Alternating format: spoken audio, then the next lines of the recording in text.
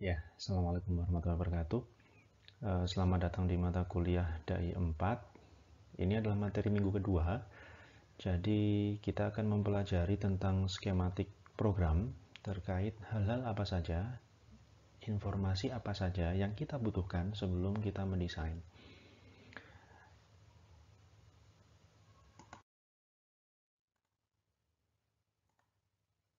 Nah, intinya adalah skematik program ini adalah metode sistematis proses memanage informasi, kemudian menstrukturkan informasi untuk memenuhi harapan, keinginan pada suatu bangunan gitu ya. Jadi jadi ini adalah modal awal kita untuk mendesain gitu. Jadi kalau kalau tanpa adanya ini kita nggak akan bisa memulai mendesain. Nah, kalau dirincikan ya, jadi ini adalah sekumpulan analisis mendalam, dokumentasi, kemudian tujuan, tujuan yang dibutuhkan itu apa, tujuan besarnya apa, kemudian identifikasi masalahnya itu bagaimana, itu semua itu disusun dalam diagram yang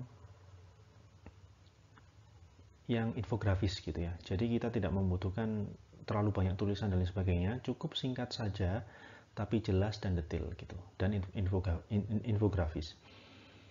Kemudian ini akan saya mulai dari bagaimana sih biasanya arsitek ya, seorang arsitek sebelum mengerjakan proyeknya itu eh, arsitek ini melalui tahap-tahapan ini yang nanti akan saya jelaskan. Yang pertama adalah project briefnya.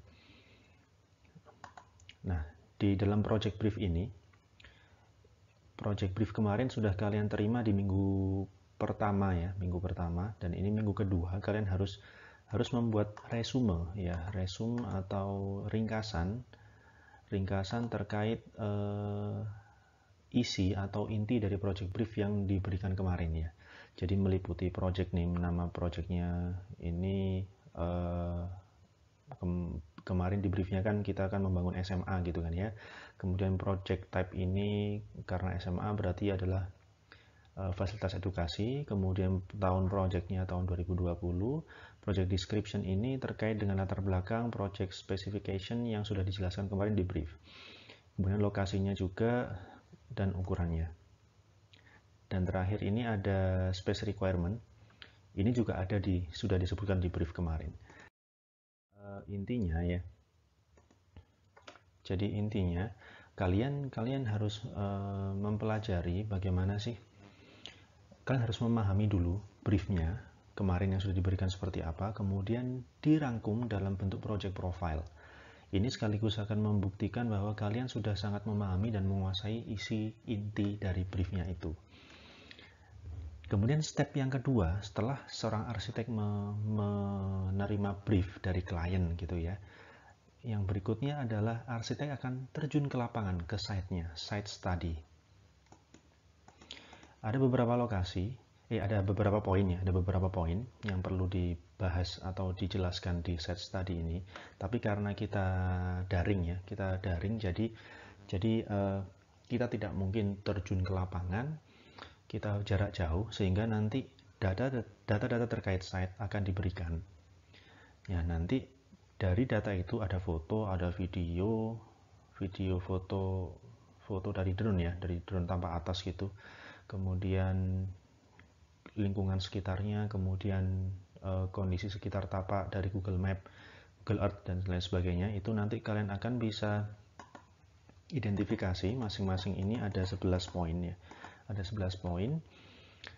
Nanti kurang lebih akan bisa tergambarkan melalui data-data yang akan diberikan nanti ya. Kemudian misalnya ini nih, ada beberapa item yang kita tidak tahu kalau kita nggak terjun langsung. Misalnya gini, misalnya terkait angin dan matahari ya.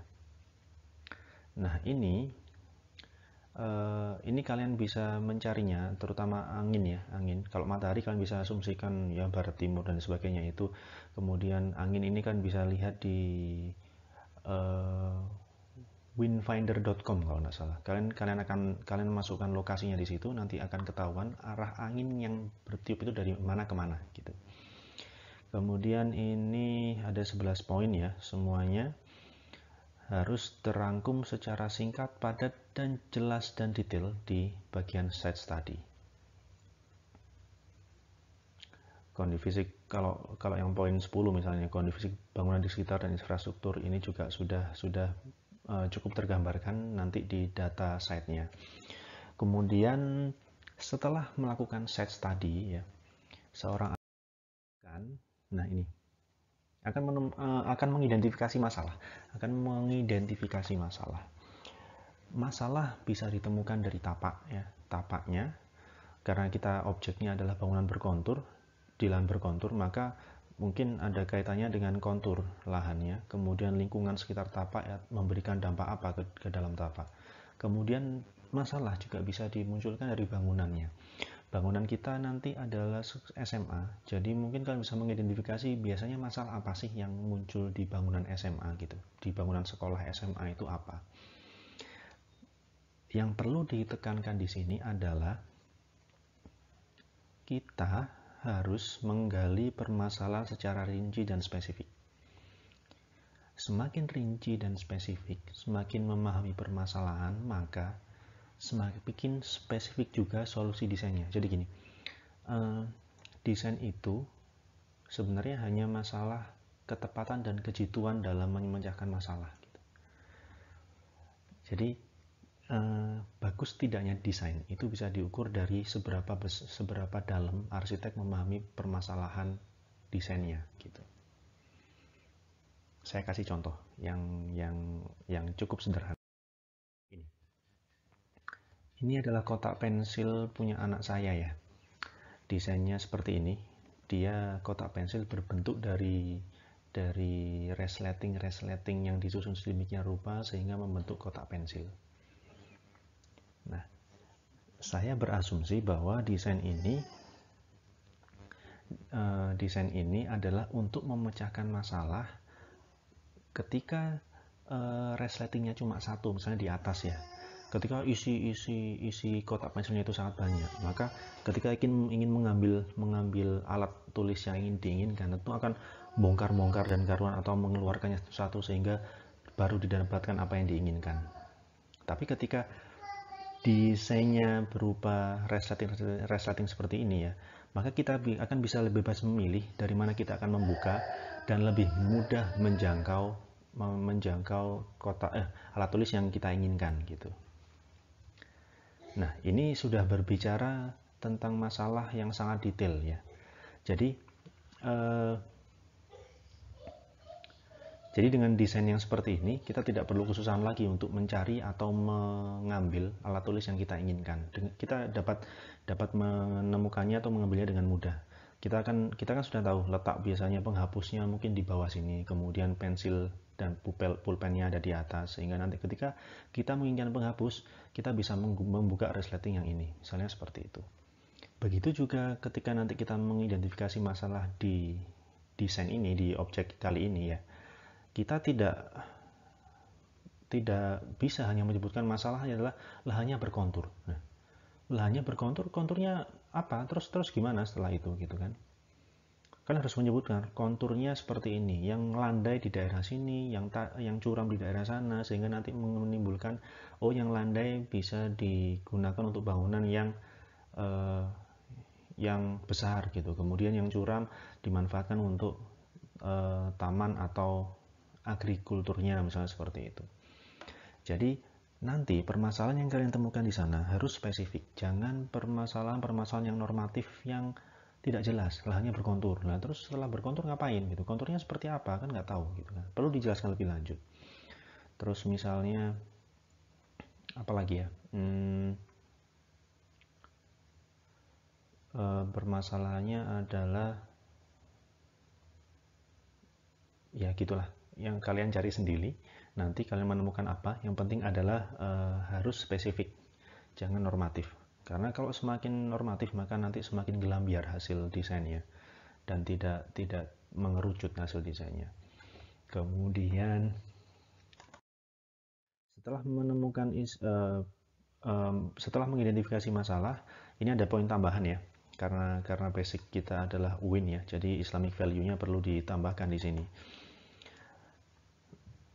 Tekniknya adalah dari ayat atau hadis yang kalian temukan, kemudian kalian tafsirkan, kemudian kalian rumuskan prinsip atau nilai islaminya. Saya beri contoh. Misalnya saya ada surat Al-Isra ayat 27 yang artinya adalah ini ya. Kemudian nanti kalian tafsirkan. Ini menggunakan tafsir dari Quraisy Shihab ya.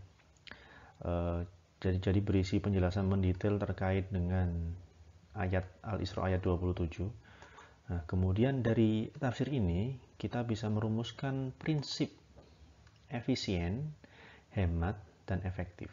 Kemudian dari sini ya, dari sini prinsip yang masih umum ini, kalian coba asumsikan, kalian berikan prinsip aplikasi di desainnya seperti apa. Misalnya, prinsip efisien, hemat, efektif itu bisa diaplikasikan pada struktur bangunan yang efektif, low energy building. Kemudian bangunan yang benar-benar berfungsi secara optimal, tidak mubazir seperti itu ya. Nah, dari mana kalian menentukan ayat yang akan digunakan? Itu bisa dari yang pertama dari permasalahan yang kalian temukan bisa, atau dari objek tentang sekolah. Sekolah itu seharusnya bagaimana sih menurut Islam, SMA gitu ya. Bagaimana sih menurut Islam? Bisa. Atau dari tujuan utama yang kalian ingin capai. Misalnya saya ingin membuat sekolah yang green gitu ya. Carilah ayat-ayat Al-Quran yang ada hubungannya dengan ramah lingkungan atau menjaga lingkungan, tidak merusak lingkungan, seperti itu. Kemudian ini yang perlu kalian studi lagi, yaitu standar atau kajian teori. Meliputi standar besaran ruang, prinsip kriteria bangunan sejenis, dalam artian ini adalah SMA gitu ya. Struktur bangunan di lahan berkontur dan responnya bagaimana, kemudian kajian jenis-jenis tata masa bangunan bermasa banyak gitu kan. Ini dan seterusnya kalian bisa menambahkan sendiri, dan yang penting adalah tidak hanya copy paste ya. Tapi kalian cari, kalian temukan, kalian baca, kalian pahami, kemudian kalian ambil gambarnya kalau ada, dan jelaskan, disimpulkan dengan kalimat sendiri. Kenapa seperti ini? Ini tujuannya adalah namanya study ya, study. Kita mempelajari, memahami, dan menganalisis kalau bisa ya. Menganalisis data-data yang dibutuhkan gitu kan. Dengan kalian menjelaskan dengan kalimat kalian sendiri, maka nanti kalian juga akan terbantu, kalian akan semakin paham dengan teori-teori atau standar yang sudah kalian temukan. Studi, kemudian ada preseden, ini juga nggak kalah penting. Ada tiga jenis preseden yang harus ada dan dicantumkan.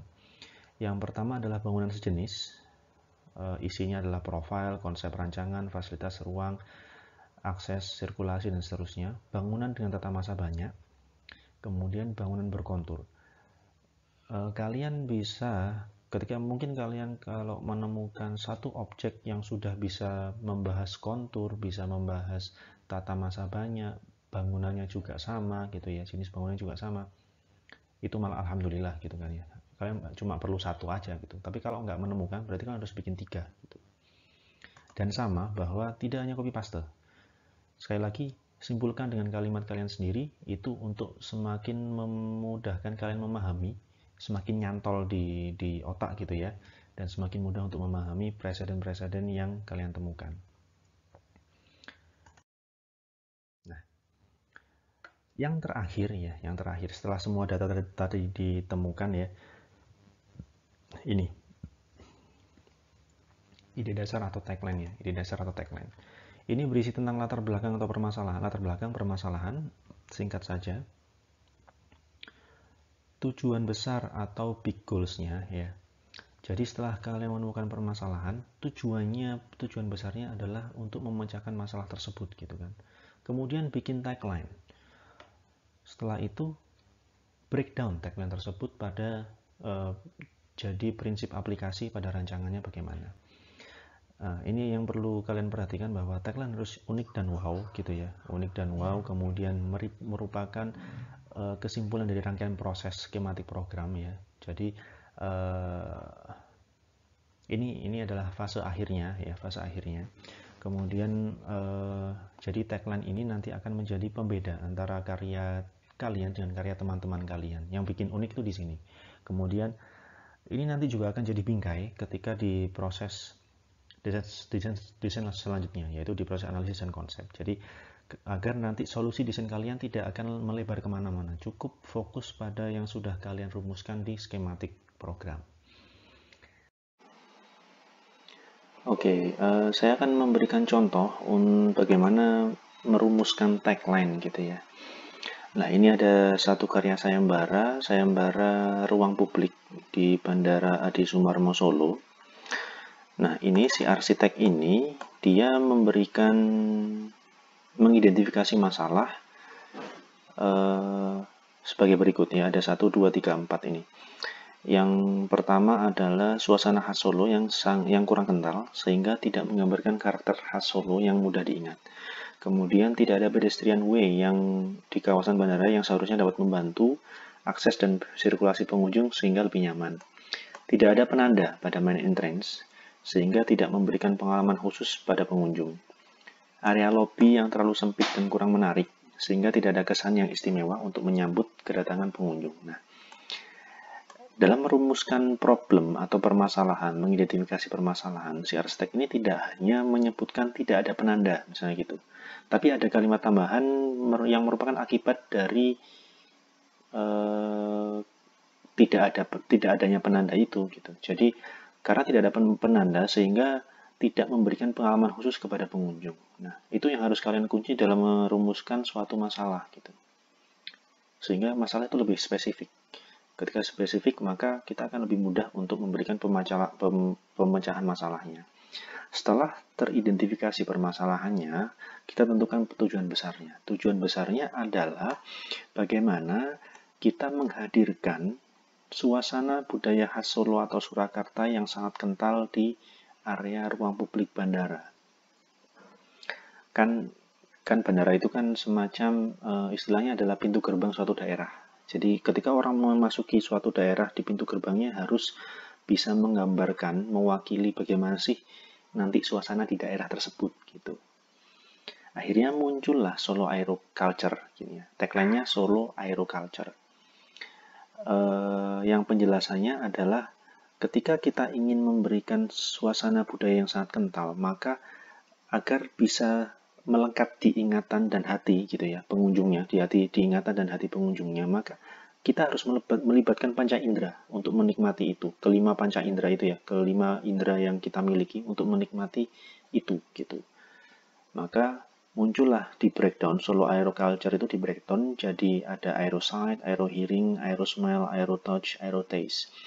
Jadi ini mewakili 5 panca indera gitu ya, 5 indera yang kita miliki. Kemudian didukung dengan dalam eksekusi kelima prinsip ini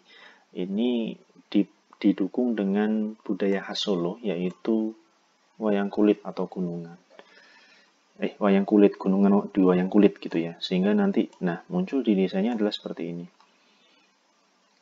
Ini di pintu gerbangnya, orang akan disambut dengan ini. Nah, ini kan sudah terasa banget bagaimana suasana Solo nantinya ketika mereka keluar dari bandara gitu kan. Nah, itulah teknik untuk merumuskan suatu masalah sehingga nanti berimbas pada tagline yang cukup tepat untuk memecahkan masalah-masalah itu. Misalnya gini, kalau dikaitkan dengan konteks SMA gitu ya, objek kita kali ini di brief itu kan kita disuruh membangun SMA, IPA, IPS bahasa gitu kan ya. Kemudian ada dengan kekhususan agrikultur gitu kan. Nah, itu adalah tujuan utamanya. Nah, dari situ sebelum itu ya, dari brief itu kita misalnya menemukan masalah bahwa bangunan SMA antara bangunan SMA 1 dengan yang lain selama ini nggak ada pembeda. Ya sama aja, segitu-gitu aja, biasa aja gitu. Nah, tujuan utamanya adalah bagaimana kita menghadirkan SMA yang ketika orang masuk ke situ akan kerasa agrikulturnya gitu. Jadi tujuan besar ini bisa muncul dari permasalahan atau langsung disebutkan di brief gitu. Bisa. Kemudian setelah tujuan besar itu tadi, maka muncullah tagline misalnya. Bagaimana caranya agar orang ketika masuk ke sekolah itu maka terasa agrikulturnya, sehingga muncullah tagline misalnya sekolah rimba misalnya, atau sekolah hutan sekolah, kemudian atau green school gitu. Jadi tagline-tagline yang ketika orang membaca tagline itu akan semakin penasaran dan semakin ingin mendalami karya desain kalian gitu. Gitu ya. Jadi ini yang perlu kalian pahami. Karena ini adalah modal utama sebelum merancang. Jadi ini harus dimatangkan, benar-benar matang. Kami tidak butuh nanti skematik program yang sangat terlalu bertele-tele, tapi cukup singkat, padat, tapi juga rinci gitu. Nah, itu yang dapat saya sampaikan. Kemudian perlu diingat bahwa dari mulai proses tadi, dari mulai brief, project profile sampai dengan tagline, ini akan harus kalian buat dalam format A4 ya. Kemudian nanti format A4 manual digital boleh. Kemudian nanti dikumpulkan di akhir perkuliahan via e-learning gitu ya. Kemudian kalau kalian ada yang ditanyakan atau masih bingung terkait dengan skematik program, bisa kita diskusikan di grup WA atau Telegram. Baik, terima kasih. Sampai ketemu di pertemuan berikutnya. Assalamualaikum warahmatullahi wabarakatuh.